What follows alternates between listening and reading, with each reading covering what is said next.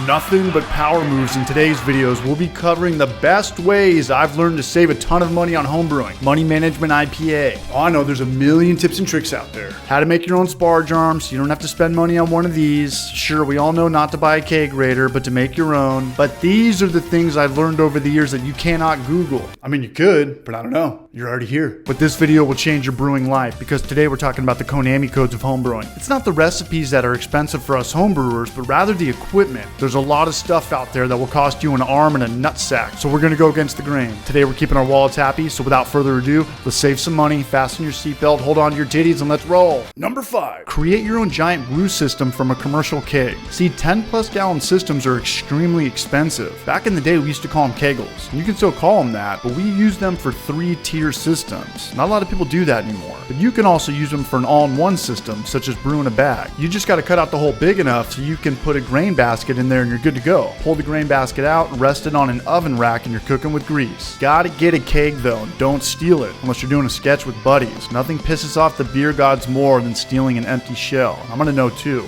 Get a keg, snag a grinder, you gotta let all the pressure out of the keg so you don't end up like this guy. I've already got a full tutorial on that and I'll link that below. But long story short, you release the pressure, you cut the lid off, you throw that part away, drill a pilot hole, and then use a step drill bit and you add a valve. Drilling a hole can take up to 20 minutes, but the system will last you a lifetime. And any product that outlives you, well, that's a great product. Now here's a pro tip. If you have a slight leak on a kettle, hot liquor tank, or mash tun, don't sweat it. You're gonna lose a ½ ounce of water or wort, so nothing to freak out about. But if you have a slight leak on a fermenter, that's a serious problem. It's time to freak out. And knowing is half the battle. Number 4, fermenting in a corny keg. And there's 2 ways to do this, and this is the holy grail of homebrewing because it's all about saving money and making better beer. Fermenters are what drive the homebrewing industry, and there's a ton of them out there. And some of these fermenters that only do 5-gallon batches can get well over $1,000 even without all the accessories, so don't do that. We're not purging, we're not doing nothing. Set it and forget it. Forget that we even brewed it. It's gonna show up in like the attic in a year. You wanna ferment under pressure and or ferment without exposing to oxygen, we'll just snag a corny. Now there's a darn good chance you already have one laying around your garage. And when I say corny, I'm referring to the ball lock ones every time. I don't mess with the pin locks anymore. I don't like their release valves. Now we got a lot of questions and answers on our live stream, so check that out on Wednesdays. You will need a spunding valve for this. This is a valve that regulates how much pressure is being released from a tank. Corny kegs hold over 50 PSI, pressure per square inch, but we don't want it to go more than 15 PSI. So we connect this valve to our gas outpost, and when the desired pressure gets to where we want, the valve will release the pressure and you'll hear it hissing.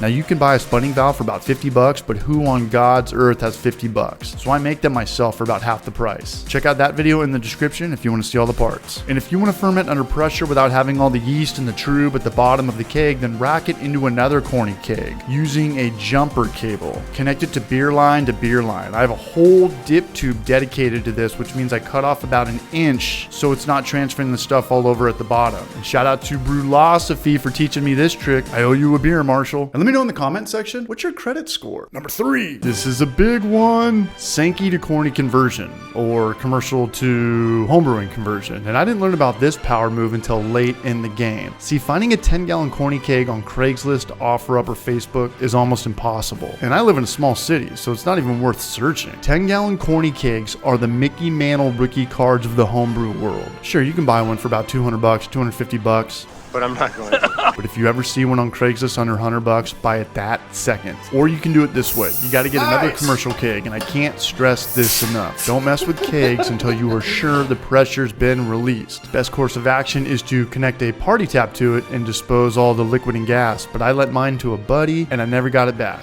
So today we're going to face the music. And I probably should have talked about this in the kegel part as well, especially that part. You definitely don't want a grinder kicking back in your face. Once your keg isn't hissing anymore, it's just an empty shell. Now this part is tricky and might not look possible at first, but it is. I've done this 3 times. You got to get this little coil out. The best course of action I know is to get a small flathead, push it over to this divot, and then grab small pliers and pull it out. Twist the sphere, lift it up, and voila. You're definitely going to want to give this a good clean. For the first time, I'd actually pour a few gallons of water in there and I'd bring it to boil just to give it the ultimate bubble bath. From here, you take your adapter, and these are somewhat difficult to come by and range from about 35 to 60 bucks. works. If you see it on Amazon, buy it there. It'll be the cheapest. And the rest is very self-explanatory. The adapter has the gas beer and pressure release valve all tucked together. I definitely recommend using a hose clamp on the beer line. You know what? Just always use hose clamps on anything. Beer line through the gasket, and then just make sure it's snug. Tri-clamp to secure it. Now you want to spray it down with Star Sand solution to see if there's any bubbles. Bubbles means that there's a leak. No bubbles, good to go. All kegs are the same height, so it's still going to fit in your chest freezer or kegerator, and there you go. Time to celebrate and drink 2 beers at the same time. Number 2, dry hopping without oxygen with magnets, sous vide grade magnets. These last 2 power moves are definitely my most favorite, and I use them the most by far. And if you've been watching this channel, you know that this trick is Barrage Army on Fam Island. This is the game genie of game genies. Dry hopping in secondary is a thing of the past, thank God, and it never made sense to me. When I first got into brewing, every reference would stress that oxygen is the enemy, but then they'd rack it into a secondary fermenter.